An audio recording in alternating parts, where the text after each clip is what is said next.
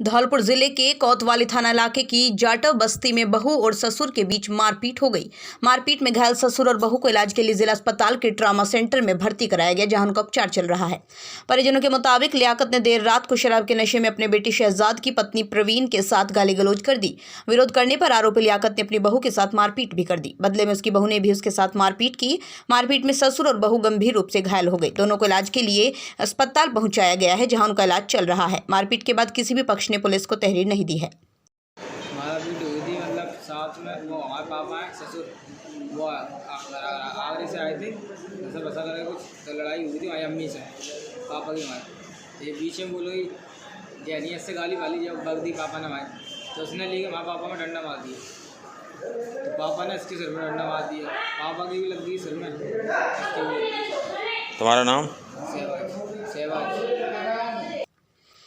धौलपुर जिले के निहालगंज थाना इलाके में बच्चों में हुई कहासुनी को लेकर दो पक्षों में झगड़ा हो गया। आरोपी पक्ष ने लाठी सरियों से घर पर हमला कर दिया, जिसमें एक युवक गंभीर रूप से घायल हो गया, जिसे उपचार के लिए परिजनों ने जिला अस्पताल के ट्रॉमा सेंटर भर्ती कराया, जहां उसका उपचार चल रहा है। घायल जमील पुत्र नत्थे खान निवासी नाना साहिब का बाड़ा के मुताबिक उसने बेटे जमीर का पड़ोस में रहने वाली पिंकी गुड्डू से झगड़ा हो गया था, जिसके बाद आरोपी पिंकी करीब 5 लोगों के साथ उसके घर पर आ गया।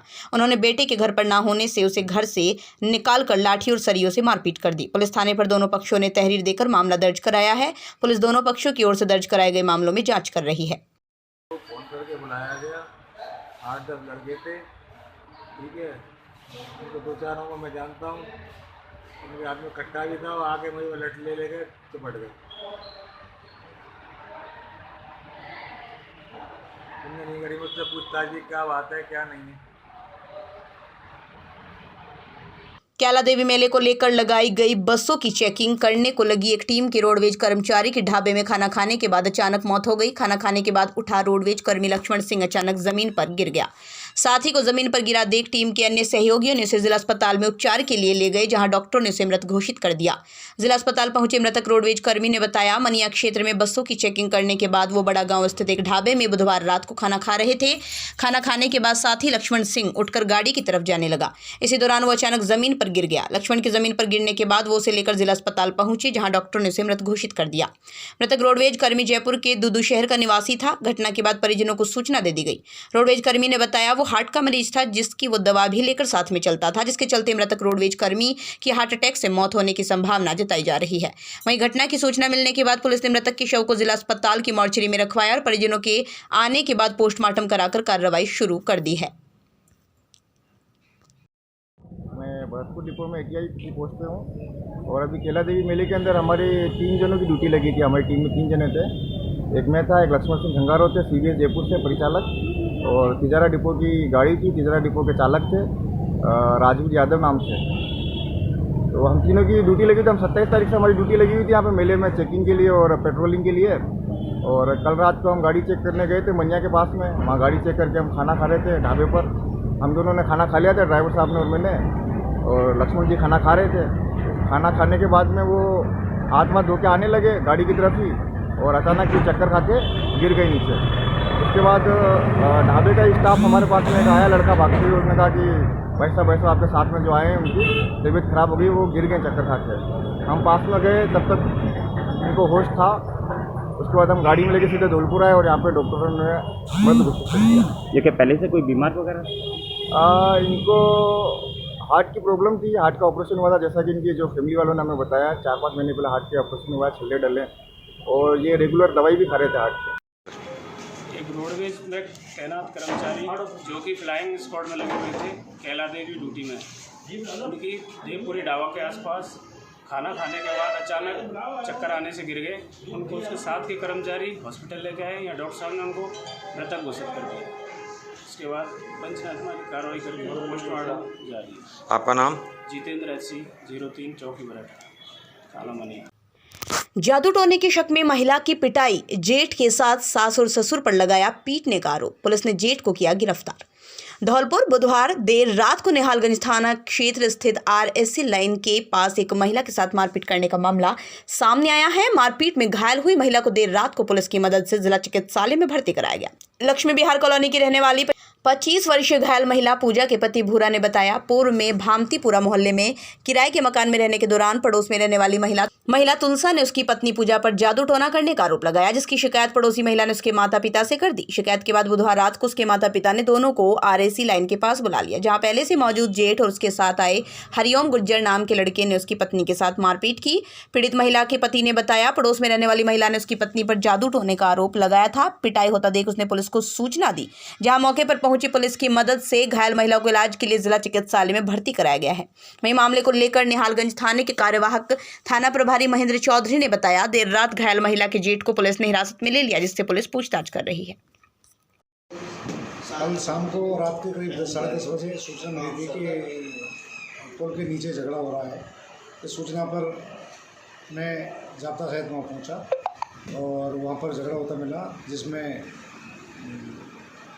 केदार लोधा को 151 गिरफ्तार किया गया और महिला की कोई छोटी मोटी चोटें आ गई थी, जो उसके छोटे भाई की पत्नी है, जिसको इलाज हेतु हॉस्पिटल भर्ती कराया गया है। उसकी तरफ से कोई रिपोर्ट दर्ज अभी तक नहीं हुई। धौलपुर भीषण गर्मी के समय बेजुबान पक्षियों के लिए परिंदे लगाकर दाना पानी की व्यवस्था करना सबसे बड़ा पुण्य का कार्य है। उक्त वक्तव्य जिला परिवहन अधिकारी मनोज कुमार वर्मा ने कही।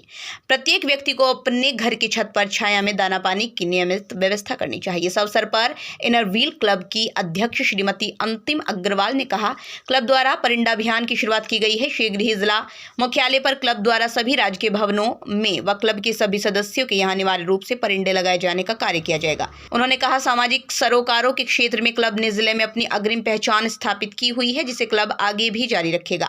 क्लब ने परिवहन सड़क सुरक्षा विभाग में 5 परिंदे बांधकर अभियान की शुरुआत की। परिवहन सड़क सुरक्षा विभाग की ओर से क्लब को आश्वासन दिया गया कि परिवहन में नियमित रूप से पानी और दाने की व्यवस्था कराई जाएगी। इस अवसर पर परिवहन निरीक्षक रमेश पांडे, मनोज कुमार, श्रीकांत कुमावत, देवेंद्र शर्मा, डॉक्टर रेणु निखिल अग्रवाल, भावना अग्रवाल, आरती अग्रवाल मुख्य रूप से उपस्थित थे। धौलपुर राजस्थान शिक्षक एवं पंचायती राज कर्मचारी संघ के प्रतिनिधि मंडल ने जिला प्रशासन के माध्यम से राज्य सरकार को ज्ञापन प्रेषित कर शिक्षा विभाग की ओर से 5वीं व 8वीं बोर्ड परीक्षाओं के तय समय में संशोधन कर परीक्षा द्वितीय पारी के स्थान पर प्रथम पारी में कराए जाने की मांग की है।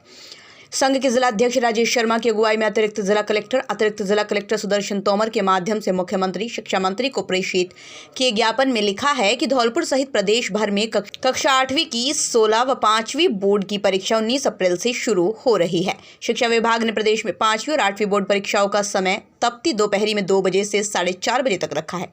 यही नहीं, दोनों परीक्षाओं के परीक्षा केंद्र भी कई किलोमीटर दूर निर्धारित किए गए हैं। ऐसे में छोटे छोटे बच्चों को 5 से 15 किलोमीटर दूर भीषण गर्मी में परीक्षा देने जाना पड़ेगा। संघ के सभाध्यक्ष हरि सिंह गुर्जर, उपाध्यक्ष उमेश कुशवाहा ने कहा, अप्रैल के मध्य में प्रदेश में अधिकतम पारा 45 से डिग्री के पास पहुंच जाएगा। ऐसे में छोटे बच्चों को पेपर से पहले भीषण गर्मी के बीच परीक्षा से पहले बड़ी परीक्षा से गुजरना होगा। जिला अध्यक्ष राजेश शर्मा ने कहा, हैरानी की बात यह है कि एक तरफ शिक्षा विभाग की ओर से तेज गर्मी के चलते 1 अप्रैल से स्कूलों का समय बदलकर सुबह 7:30 बजे से दोपहर 1 बजे तक कर दिया जाता है, लेकिन परीक्षा का समय दोपहर 2 से 4:30 बजे के बीच रखकर छोटे बच्चों के साथ अन्याय किया गया है।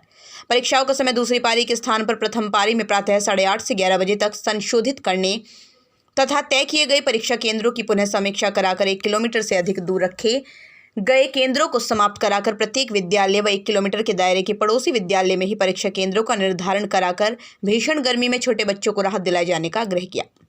विभाग की ओर से 5वीं और 8वीं की बोर्ड परीक्षाओं का समय भीषण गर्मी और प्रदेश की विषम जलवायु को नजरअंदाज कर दोपहर 2 बजे से 4:30 बजे तक निर्धारित किया है और शिक्षा विभाग की ओर से 5वीं और 8वीं की बोर्ड परीक्षा केंद्र भी 5 से 20 किलोमीटर दूर तक कई निर्धारित किए हैं। ऐसे में इस तपती दोपहरी में बच्चे कैसे जाएंगे? कई रोड साइड भी परीक्षा केंद्र है। हम सरकार से मांग करते हैं आज के ज्ञापन के माध्यम से कि छोटे बच्चों पर रहम दिखाते हुए समय को बदलते हुए प्रथम पारी में इनकी सुबह 8:30 बजे से 11 बजे तक परीक्षाएं कराए जाने के आदेश जारी करें।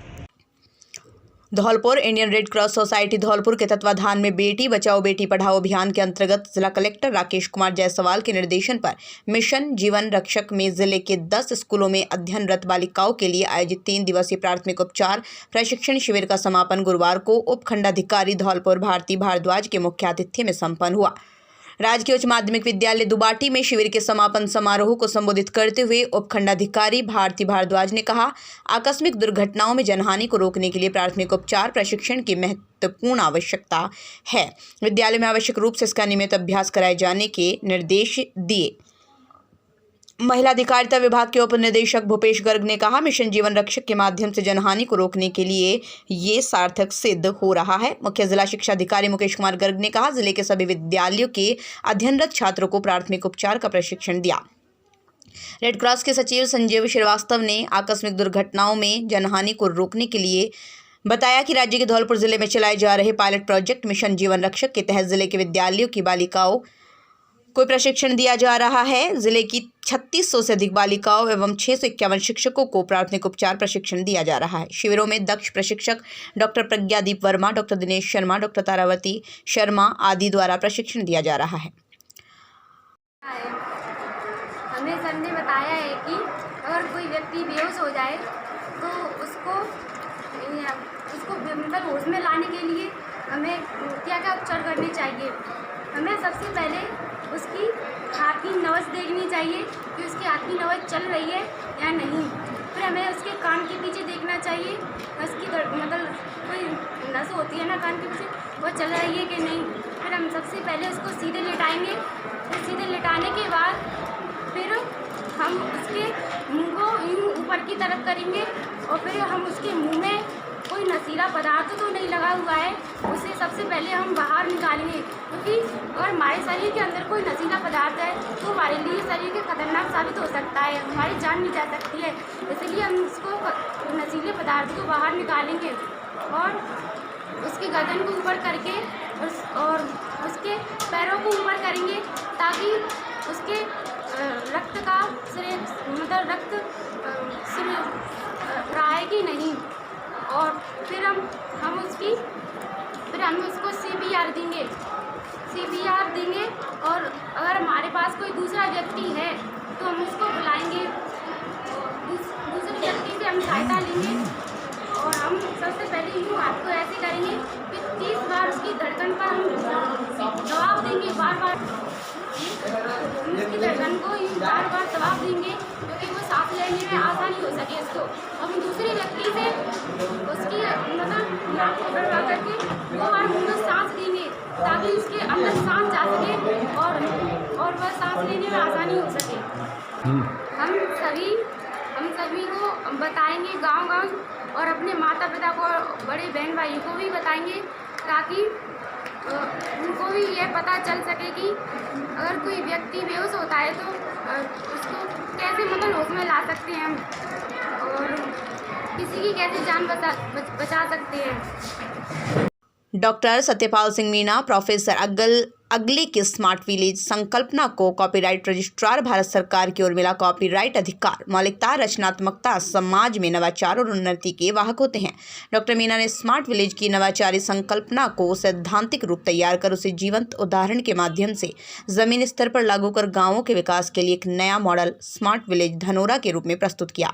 डॉक्टर सत्यपाल सिंह मीणा, प्रोफेसर अगले ने गाँव की परिस्थितियों, समस्याओं, संसाधनों की उपलब्धता को ध्यान में रखते हुए गाँवों के विकास के लिए शोध पत्र तैयार किया, जिसमें वर्तमान की चिंताओं, भविष्य की आवश्यकताओं को ध्यान में रखते गांवों की संस्कृति, इकोसिस्टम को संजोते हुए आधुनिक सुविधाओं के विकास की संभावनाओं पर विशेष शोध किया गया। स्मार्ट विलेज की नवाचारी संकल्पना के कार्य की रचनात्मकता, मौलिकता का सत्यापन कर कॉपीराइट रजिस्ट्रार भारत सरकार 24 मार्च 2022 को कॉपीराइट रजिस्ट्रेशन नंबर L113341/2022 द्वारा कॉपीराइट संरक्षण प्रदान किया है। साहित्य, प्रकृति, कलात्मक कार्यों, फिल्म, नाट्य कार्यों के रचनाकारों को कानून द्वारा दी गई बौद्धिक संपदा संरक्षण को कॉपीराइट कहा जाता है। कॉपीराइट संरक्षण के अधिनियम की धारा 13 के तहत साहित्य के कार्यों, कलात्मक कार्यों के लिए कॉपीराइट संरक्षण है। बाड़ी 10 अप्रैल रविवार रामनवमी को आयोजित होने वाले दिव्य भव्य शोभा यात्रा के साथ 14 अप्रैल अंबेडकर जुलूस, रमजान माह के धार्मिक त्योहारों को लेकर गुरुवार को बाड़ी कोतवाली थाने में जिला पुलिस अधीक्षक नारायण टोगस, कलेक्टर राकेश जायसवाल की अध्यक्षता में नागरिक शांति समिति की बैठक का आयोजन किया गया। बैठक के दौरान एसपी कलेक्टर ने स्पष्ट शब्दों में CLG सदस्यों के साथ शहर के नागरिकों से अवगत कराया। किसी भी त्योहार पर सांप्रदायिक सद्भाव बिगड़े, ऐसा नहीं होने दिया जाएगा। आपसे आग्रह किया जाता है कि दूसरे के त्योहारों पर सहयोग करें। 12 भाइयों का मेला इसका सीधा उदाहरण है, जो 164 वर्ष से आयोजित हो रहा है।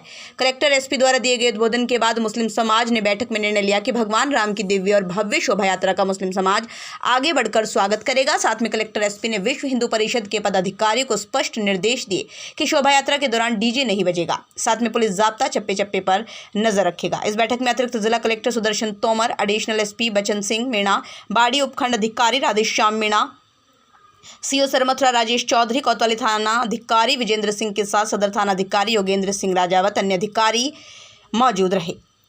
आज विभिन्न प्रकार के रामनवमी के जुलूस, अम्बेडकर जयंती का जुलूस, रमजान का महीना चल रहा है, तीज त्यौहार का यहाँ और है, शांति व्यवस्था बनाए उद्देश्य से बैठक का आयोजन किया गया।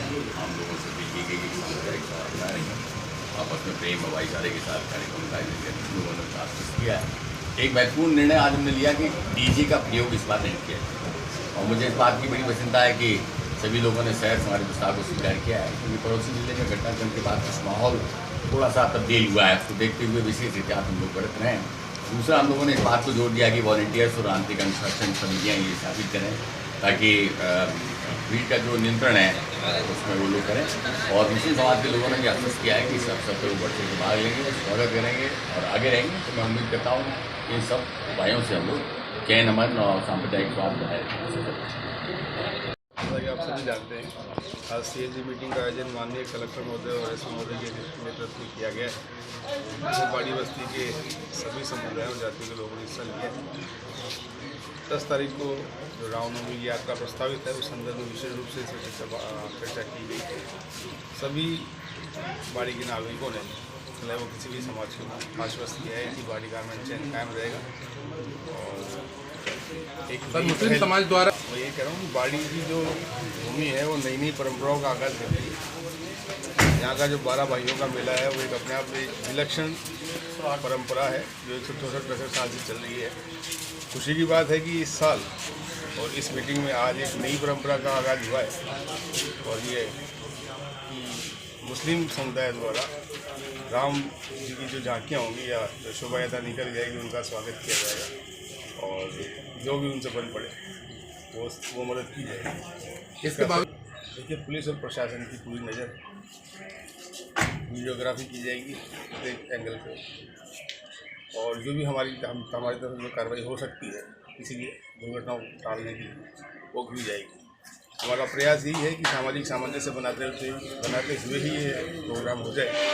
अदरवाइज जो हमारे पास जो कानूनी अख्तियार हैं और जो शक्तियाँ हैं कानून की, वो सभी के लिए पैसावादी तत्वों को बख्शा लिया जाएगा। इस तरीके का की जाती है।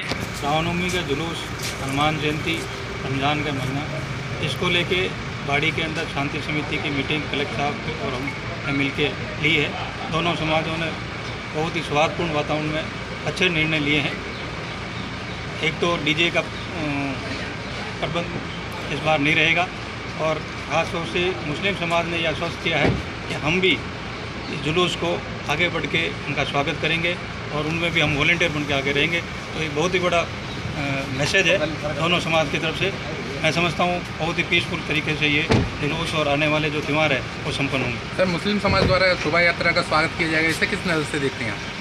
ये एक अच्छे मैसेज है। दोनों समाज के अंदर एक सौहार्दपूर्ण वातावरण पैदा होगा, और आइंदा जो साथ रहते हैं तो इनमें भाईचारे का बढ़ावा मिलेगा। तो बैड एलिमेंट्स अगर पुलिस पूरी तत्परता से उस पर ध्यान रखेगी, और ऐसी कोई बात होगी तो पुलिस पे तुरंत एक्शन लिया जाएगा। जिला पुलिस अधीक्षक श्री नारायण टोगस के निर्देशन में आज पुलिस लाइन के सभागार में निजी स्कूल व बाल वाहिनी के संचालकों के साथ पुलिस व परिवहन विभाग के अधिकारियों ने बैठक कर सुरक्षा संबंधी आवश्यक दिशा निर्देश दिए। अतिरिक्त पुलिस अधीक्षक श्री बच्चन सिंह ने शैक्षणिक संस्थानों के प्रबंधकों से कहा, जहां पर बच्चे बस से उतरते और बैठते हैं, सीसीटीवी कैमरे लगवाएं। सभी सीसीटीवी कैमरे क्रियाशील रहें। उन्होंने अभिभावकों से आग्रह किया वो जागरूक रहें। शिक्षा विभाग एवं पुलिस विभाग को कोई भी नियमों की पालना में हो रही लापरवाही के बारे में शिक्षा विभाग एवं पुलिस विभाग को अवगत कराएं। इस अवसर पर जिला परिवहन अधिकारी श्री मनोज कुमार वर्मा ने बाल वाहिनी योजना के तहत राज्य सरकार की गाइडलाइन के बारे में विस्तार से स्कूल प्रबंधन प्रतिनिधियों एवं अभिभावकों को जानकारी दी। बाल वाहिनी का फिटनेस प्रमाण पत्र परिवहन विभाग से नियमानुसार बाल वाहिनियों में स्पीड गवर्नर अनिवार्य रूप से क्रियाशील होना चाहिए। उन्होंने बताया स्कूल बस पर सुनहरी पीले रंग में आगे पीछे स्कूल बस लिखा होना चाहिए और अनुबंधित बस पर ऑन स्कूल ड्यूटी लिखा होना चाहिए। बस, वैन, कैब व ऑटो के पीछे विद्यालय का नाम व फोन नंबर अनिवार्य रूप से अंकित हो। बस के अंदर ड्राइवर का नाम, पता, लाइसेंस नंबर, वेज नंबर, वाहन स्वामी का नाम, मोबाइल नंबर, चाइल्ड हेल्पलाइन एवं पुलिस व परिवहन विभाग हेल्पलाइन नंबर अंकित होना जरूरी है। राजस्थान के धौलपुर जिले के बाड़ी उपखंड में आज गुरुवार को एक बंदर की मौत हो जाने के बाद लोगों ने उसकी गाजे बाजे से शव यात्रा निकाली और वैदिक परंपरा के अनुसार उसका अंतिम संस्कार किया। घटना बाड़ी कस्बे के मलकपाड़ा की है। आज यहाँ एक बंदर की ऊपर से गिरने से मौत हो गई। बंदर को हनुमान जी का प्रतिरूप माना जाता है। ऐसे में पशु पक्षी प्रेमी राम कुमार चौधरी स्थानीय लोगों ने बंदर का अंतिम संस्कार वैदिक परंपराओं के अनुसार करने का तय किया। उसके बाद मृत बंदर को नहलाकर नए वस्त्र पहनाए गए। गाजे बाजे से शव यात्रा निकाली गई। शव यात्रा कस्बे के बाजारों से होती हुई शमशान घाट पहुंची। लोगों ने मौके पर हनुमान जी की आरती झालरों की धुन पर गाकर बंदर की आत्मा की शांति के लिए प्रार्थना की। बता दें, बाड़ी कस्बे के सर्राफा बाजार के पास गुरुवार एक बंदर की ऊपर से गिरकर मौत हो गई। उसके बाद लोगों ने बंदर की गाजे बाजे के साथ शव यात्रा निकालकर विधि विधान से मृत बंदर का अंतिम संस्कार किया। मलकपाड़ा में रामराज जी के द्वारा सूचना मिली कि एक बंदर बाबा का निधन हो गया है, जिसकी सूचना के तुरंत बाद मैं अपनी टीम को लेकर के और बंदर बाबा के बैंड वालों की मातमी धुन के साथ मूछ धाम और गोरल्ला नाला पर उसके मुक्ति धाम के लिए इसका क्रियाक्रम भू समाधि देने के लिए ले जा रहा हूँ। इसकी सुंदरकांड हनुमान चालीसा पाठ करके भू समाधि दी जाएगी। 16 दिन बाद बंदर बाबा का वन विहार के जंगल में जाके भंडारा किया जाएगा, शोल में किया जाएगा।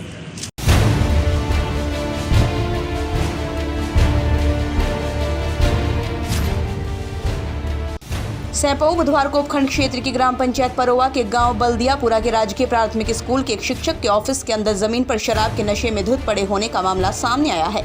शिक्षक के शराब के नशे में ऑफिस में पड़े होने की जानकारी जैसे ही ग्रामीणों को लगी तो शिक्षक की हरकत से परेशान गांव के कुछ युवा स्कूल पहुंच गए।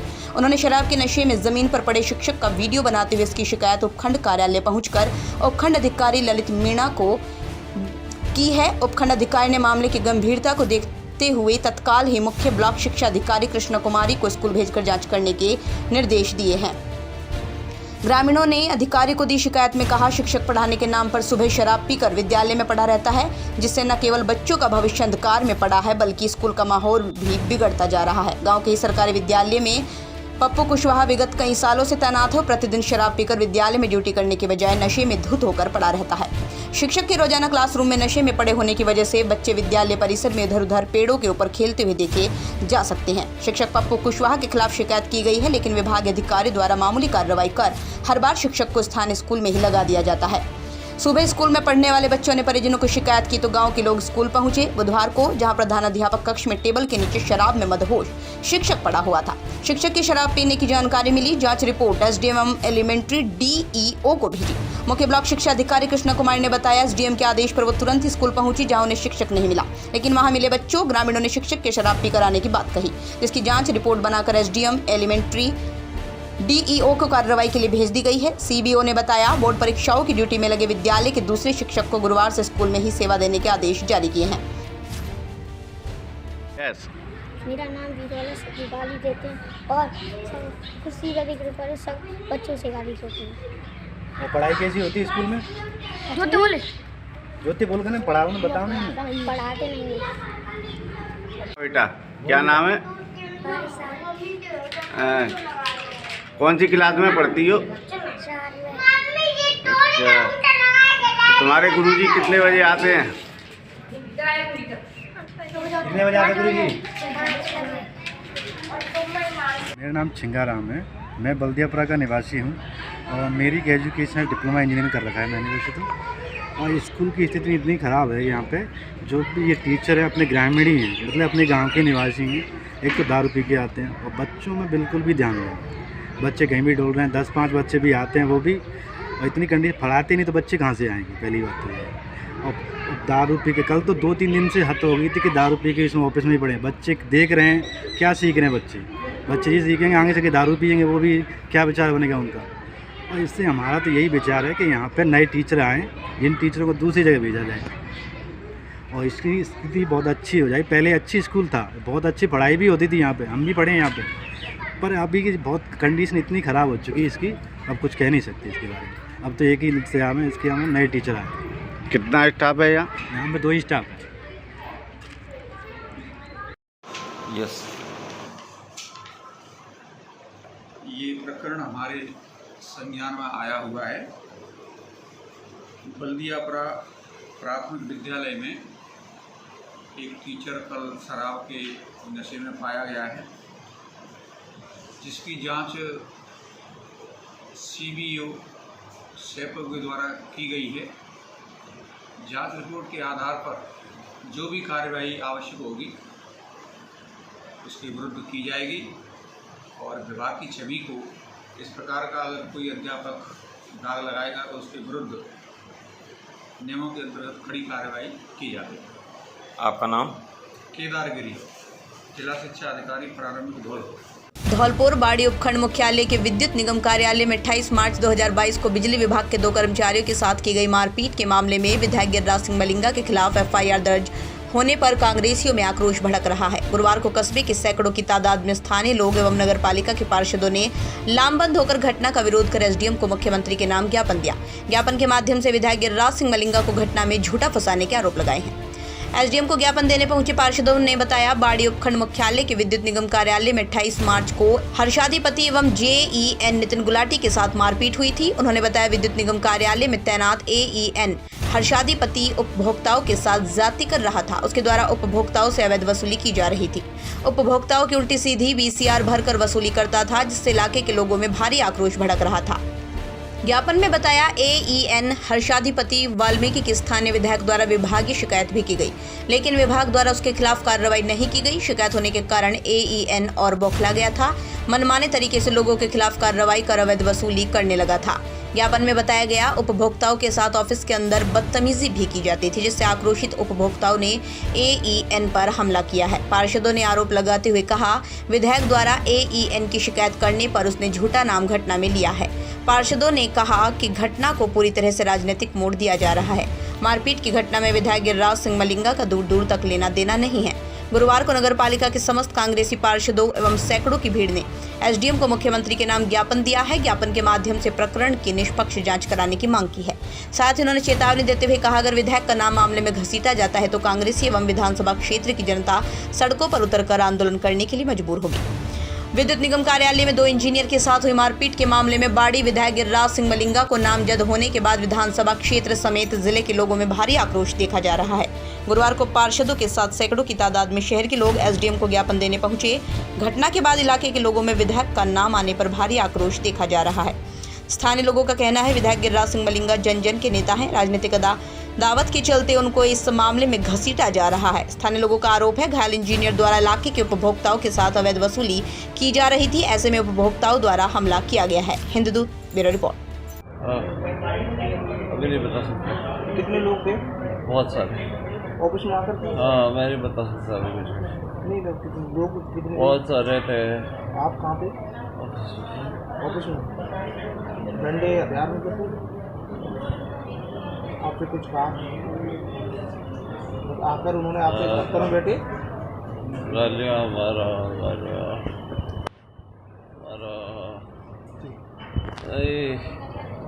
अरे मेरा पैर। आपको ज्ञापन दिया, उसमें क्या मांग की है? सम्मानीय MLA साहब के बारे में जो आरोप लगाए गए हैं वो सब निराधार हैं और हम हर समय जनता के लिए काम करते हैं और किसानों, गरीब तबका कोई भी हो, साधारण तौर पे हर किसी के लिए काम करते हैं। जो आरोप लगाए गए निराधार। पूरी तरह से BJP वाले जो है उनसे परेशान है, इसलिए उनको झूठे केस में फंसाया जा रहा है हमारे MLA साहब को। और ये जो कि पहले जो यहाँ बयान दिए थे EN साहब ने, उसमें MLA साहब का नाम नहीं था कहीं। आगरा जाकर साजिश के तहत उनको फंसाया जा रहा है। ऐसी उनकी कोई ना वो थे ना उनकी नीयत थी, उनको गलत फंसाया जा रहा है। साहब जो भी आरोप लगाए हैं ये झूठे और बुनियाद आरोप है। गिरिराज सिंह मलिंगा जैसा बाड़ी बस्ती के लिए बहुत बढ़िया नेता है और यही नेता हमें चाहिए बारंबार, और कोई नेता नहीं चाहिए। और जो बिजली वालों ने सालगिरह करके इनको फंसाया जा रहा है, ठीक है साहब। हमारे गिरिराज सिंह मलिंगा निर्दोष है और बस यही कहेंगे। और भाई बोलो को बोलना था। एमएलए साहब पर जो भी आरोप लगाए गए हैं वो विशेष निराधार है। एमएलए साहब वहाँ पर थे भी नहीं, अपने ऑफिस में थे। जनता से ही उनको 1 मिनट टाइम नहीं मिलता। 24 घंटे जनता के फील्ड में, क्षेत्र में रहते हैं, जनता का कार्य करते रहते हैं। लेकिन जो भी आरोप लगाए हैं वो बहुत निराधार, गलत लगाए हैं। जो आई वहाँ पर जनता आई, क्योंकि जनता इनसे पीड़ित थी। विशेष तौर पर जनता का काम चल रहा था, खेती बाड़ी का काम था। जनता बेहतर थी कि घर के आगे लेडी रहती हैं, अकेले जाके जंपर उतार रहे हैं और डीपीओ को ला रहे हैं, घर में लेडियों से बदतमीजी कर रहे हैं। तो जनता विशेष तौर पर आक्रोशित थी, इसीलिए कुछ आदमी ला करके तो वहाँ पर उनके साथ जो किया वो किया। और क्या नाम है आपका? कस्बे के थाना परिसर में गुरुवार को उपखंड अधिकारी ललित मीणा की अध्यक्षता में नागरिक समन्वय समिति की बैठक का आयोजन किया गया। बैठक में सीओ विजय कुमार सिंह एवं थाना प्रभारी परमजीत सिंह पटेल ने भी लोगों से सामाजिक समरसता एवं भाईचारे के साथ त्योहार मनाने की अपील की है। सीएलजी सदस्यों को संबोधित करते हुए एसडीएम ललित मीणा ने कहा, कस्बा एवं जिले में शुरू से ही सांप्रदायिक सौहार्द का माहौल रहा है। गंगा जमुना की तहजीब हमेशा से क्षेत्र के लोगों ने बनाए रखी है। उन्होंने कहा, रामनवमी एवं रमजान का पवित्र महीना साथ साथ चल रहे हैं। ऐसे में समाज के लोगों को भाईचारा कायम रखने की जरूरत है। उन्होंने कहा, कस्बे के लोग हमेशा एक दूसरे के त्योहार को प्रेम, पूजा, भाईचारे के साथ सेलिब्रेट करते हैं। कस्बे में हमेशा से सांप्रदायिक सौहार्द की मिसाल कायम रही है। उन्होंने कहा, समाज के लोग सभी धर्म का आदर पूर्वक सम्मान करना चाहिए। बैठक के दौरान जितेंद्र सिंह परमार ने उपखंड मुख्यालय पर दमकल उपलब्ध कराने का मुद्दा उठाया। रिटायर्ड नायब तहसीलदार सत्यप्रकाश शर्मा ने कस्बे में व्याप्त बंदरों के आतंक की समस्या से अवगत कराया। समस्या समाधान के लिए एसडीएम ने आश्वस्त किया है। कांग्रेस ब्लॉक अध्यक्ष विनीत शर्मा ने कस्बे के मुख्य बाजार में जाम की समस्या से निजात दिलाने के लिए पुलिस और प्रशासन को अवगत कराया। दीपू कुशवाहा द्वारा खाद्य सुरक्षा पात्रों को लाभ दिलाने के लिए एसडीएम को मामले से अवगत कराया। इस अवसर पर पंचायत समिति सदस्य सतीश परमार, हरि सिंह परमार, राजकुमार मित्तल, अकबर खान उस्मानी, उप सरपंच भूरा शाह, शुभान खान आदि मौजूद रहे। जो आगामी त्यौहार का सीज़न आ रहा है, जिसमें रामनवमी और रमजान का महीना भी चल रहा है और अगले हफ्ते में अम्बेडकर जयंती और महावीर जयंती भी है। तो इस पूरे त्यौहार के सीज़न में शांति व्यवस्था बनाए रखने के लिए सीएलजी की बैठक है, उसका आयोजन किया गया था। और उसमें जो सभी समाज के जो बंधु हैं और जो हमारे सीएलजी के सदस्य हैं वो यहाँ मीटिंग में पधारे और उनसे हमने फीडबैक लिया कि किस प्रकार के जो यहाँ आयोजन होते हैं और हमें किस प्रकार की उसमें तैयारी करने की आवश्यकता है। मेरे साथ यहाँ क्षेत्र के सीओ साहब भी विराजे हुए हैं और एसएचओ साहब भी हैं। तो हमने सब सारी बिंदुओं पे चर्चा करी और ऐसा कोई भी बिंदु विशेष निकल के नहीं आया जिस पर कोई अत्यधिक जो है ध्यान देने की आवश्यकता हो। यहाँ पर जो सभी समाज के लोग हैं बहुत ही सद्भावनापूर्वक जो है सभी त्यौहार मनाते हैं। हर एक त्यौहार में एक दूसरे के साथ शामिल होते हैं। तो मुझे नहीं लगता ऐसी कोई विशेष यहाँ पर कोई प्रबंधों की आवश्यकता है। और फिर भी हम जो है पूरे त्यौहार के सीज़न में जो है अपनी नज़र बना के रखेंगे। चैत्र नवरात्रों में भक्तों ने आज माता रानी की पूजा अर्चना कर अपने मन को आज्ञा चक्र में लगाकर मां के चरणों में अपना सर्वस्व निवेदित किया। नवरात्रा में मां दुर्गा के स्वरूप को लेकर आज कचहरी रोड स्थित राजराजेश्वरी संतोषी माता के मंदिर में भव्य मेले का आयोजन किया गया। कहते हैं आज के दिन अगर कोई सच्चे मन और आत्मा से मां दुर्गा की पूजा करता है तो उसे धन धान्य सुख की प्राप्ति होती है। माता के छठवें दिन सुबह से ही संतोषी माता के मंदिर पर मेला लगा रहा, जहां भक्तों ने मंदिर में मां के सामने हाजिरी लगाकर प्रसादी ग्रहण की। भक्तों ने मां के सामने नेजा नारियल भेंट चढ़ाकर अपनी अपनी मनोकामना पूरी होने की प्रार्थना की। वहीं मंदिर प्रांगण में श्रद्धालुओं ने कई धार्मिक कार्यक्रमों का अनुष्ठान कराया और माता की भेंटों पर जमकर नृत्य किया।